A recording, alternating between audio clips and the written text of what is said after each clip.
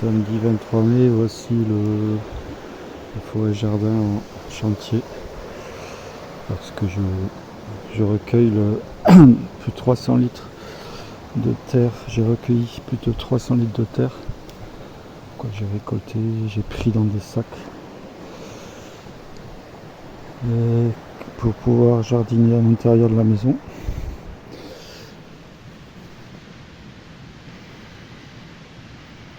Faire des semis, des plantations, et quand les plantes sont comme celle-ci, assez fortes, avec du bleu contre les limaces, je les plante dans des sacs géotextiles. J'en ai 6. J'en suis à planter des 6 pieds de tomates. Et je vais recevoir d'autres sacs géotextiles. Donc là, je vais planter un 4e pied de tomate. Je les mets au soleil. Enfin, pour l'instant, le soleil n'est pas encore arrivé. Là, c'est le dernier pied de tomate. Donc, les premières semaines, les premiers temps, je les accroche avec du fil de fer un petit peu. Après, pour pas les blesser, j'enlève le fil de fer quand elles sont assez fortes, comme ce premier ou deuxième pied de tomate que j'ai planté là. J'ai mis des petites céramiques qui me servaient à rien pour visualiser des chemins. Et là, donc ça c'est les céramiques. J'essaye de pas trop les casser. Et là, avec la bâche là, j'aimerais bien faire, parce que le soir il y a du soleil. Toute cette zone, on l'a coupée, bien qu'il reste encore beaucoup de troncs et de branches. Il faut enlever les branches et les troncs sur le sol. Dans l'idéal, ce que je suis en train de réfléchir à faire, c'est contre cette roche une serre qui serait donc au soleil quelques heures à partir de l'après-midi. Le soleil s'arrête au niveau du tronc, même un peu plus loin, donc il faudrait que la serre soit plutôt plaquée contre ce côté-là et oublier tout ce côté qui le soir est à l'ombre. Là, le grand péché qui commence à prendre du volume serait ou ne serait pas dans la serre. Je ne sais pas encore. En tout cas, c'est un gros... C'est quelque chose que je suis pas sûr de faire parce que il faut beaucoup de matériel. Le seul avantage de ce coin-là, qui est donc au soleil, qui n'est pas au soleil le matin, parce que le matin, c'est comme là, il est 11h, et le soleil est là. Donc le seul avantage, c'est que là, le vent est arrêté dans tous les côtés quand il vient de l'est, sud-est, et qui va dans les trous que j'ai fait là, comme au mois de mars, avril. Il survole en fait, il touche pas il toucherait pas la serre qui se trouve plaquée contre la roche ici.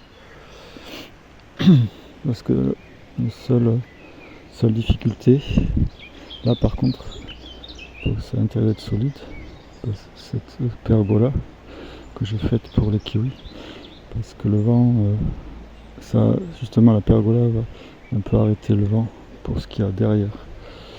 Parce que le vent passe par la prairie, s'engouffre dans la forêt et repart vers le ruisseau. J'ai vu maltraiter le néfli du Japon qui se trouve là-bas au mois de mars-avril. Maintenant il n'y en a plus de vent pour l'instant, en tout cas pas de celui-ci. Donc le néflier ça va, le néflier du Japon il est très bien, malgré qu'il ait été blessé à ce niveau-là. Donc je l'ai rafistolé avec du fer, du fil de fer. Il continue de grossir. Par contre, la grosse erreur que j'ai faite ces derniers jours, c'est la vigne qui était là. Je sais pas, avec un geste brusque, j'ai dû jeter quelque chose, peut-être une branche là-bas, ou je sais pas. Ça a coupé ici. Donc là, il y a une grosse racine avec une vigne et elle doit repartir encore pour 3 ans pour refaire ce qu'elle avait fait sur le chemin vers le toit. Donc j'ai perdu 3 ans. Là, ce que je fais, j'essaye de... Là, il reste, d'ailleurs, j'ai oublié. Il reste des sarments, quoi, des petits morceaux, faire des boutures avec. Donc j'ai à peu près fait une 30aine de boutures de vigne. Et je continue là. Je vais en faire avec cet accident. Étant donné que j'ai coupé la vigne d'un coup bref, elle partait de là et elle montait jusque là. Si elle repart, là on voit que j'ai fait une bouture. Si elle repart, là c'est vigne Paco, ben je la protégerai beaucoup mieux que ça. Ça m'aura servi de leçon. Donc là, encore des boutures de vigne à faire. J'en ai mis dans différents endroits. Je peux en mettre des boutures comme là, j'ai fait des boutures aussi de sol. Sol jaune, osier jaune. Une 30aine aussi. Ça prend bien. L'histoire de cette vigne Paco, c'était en fait que j'ai reçu sur internet.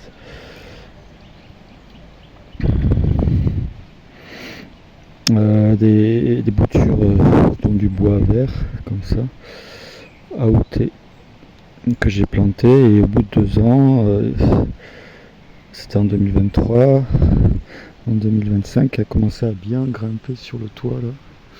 Et cette année c'était parti jusqu'à ce que je casse, malheureusement. Je casse la vigne, que je coupe.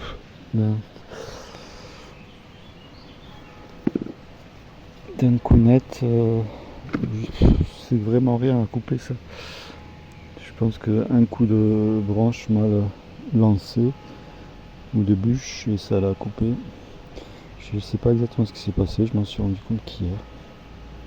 Donc en fait 3 ans, ouais, peut-être pas 3 ans mais si, parce que le temps que ça s'enracine et tout,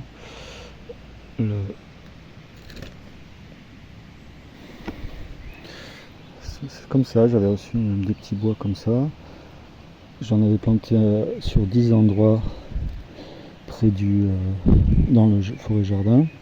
Et un seul endroit a pris racine. Donc ça n'a pas très bien marché. Une vigne sur 9 a marché, le reste a disparu.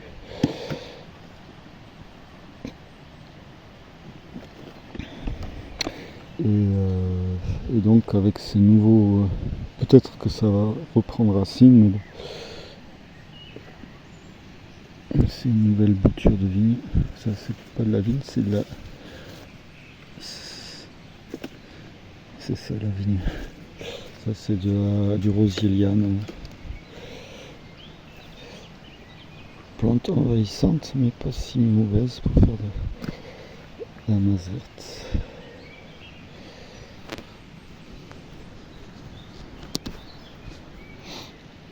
Donc là je plante près de là où il y aura toujours l'humidité, puisque j'arrose tous les 2-3 jours les kiwis. J'ai mis donc la vigne accidentée, coupée en petits. Une petite bouture, en espérant qu'il y en ait une qui prenne et que je puisse. Après c'est pas forcément le raisin le meilleur, le raisin Paco, donc c'est pas trop grave si rien ne prend. J'ai 2 autres vignes, une qui s'appelle Danlas, les raisins blancs, qui est devant la maison, et une autre qui est là-bas à l'autre kiwi. qui est très connu, mais qui prend bien. Et dans là, ça va faire du raisin. Il y a une grappe de raisin, tandis que là, le muscat de Hambourg est en train de prendre beaucoup de volume, faire beaucoup de branches, à côté du kiwi.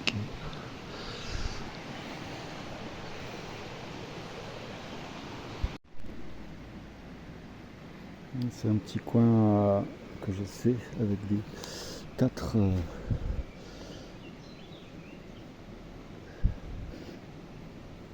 petits plants de lavande. Bon, c'est deux plants qui sont très abîmés. Je les ai achetés 50 centimes au Lidl, c'était à jeter. Donc il y en a un sur les trois là qui peut peut-être reprendre. Et puis ça, c'est un ancien plan que j'avais trouvé à 2 € à gamme vert. J'ai essayé de le faire pousser à l'intérieur, mais bon, il faut du soleil pour la lavande. Donc, par contre, je me rends compte maintenant, c'est que le matin il n'y a pas de soleil dans cet endroit. C'est là où je mets le sédum, et l'eucalyptus, lui, il va avoir du soleil bientôt, puisque le soleil est déjà là. Et là, le sédum, il y a 3 sortes de sédum. Celui-là.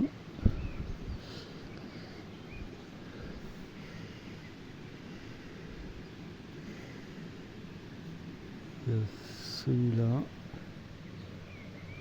que je viens juste de mettre il y a quelques semaines, et puis il y a ce sédum là que j'ai depuis 3 ans. Mais je pense que c'est pas encore assez au soleil.